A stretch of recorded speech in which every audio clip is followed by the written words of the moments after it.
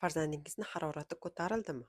Ko'pchilik onalar shu vaqtda vahimaga tushib, ana shu top uchta xatoni qilishadi.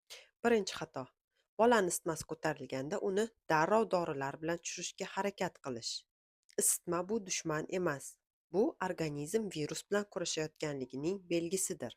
Ikkinchi xato: bolaga dori berayotganda dori qutisidagi ko'rsatilgan dozirovkadan foydalanish.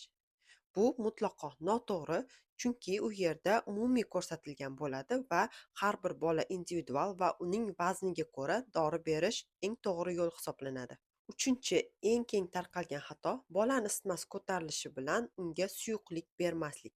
Ana shu xatoni deb ko'pincha bolada sudorgalar ham yuz beradi. Shuning uchun bolani isitmasi ko'tarilishi bilan unga tez-tez suyuqlik taklif qilamiz.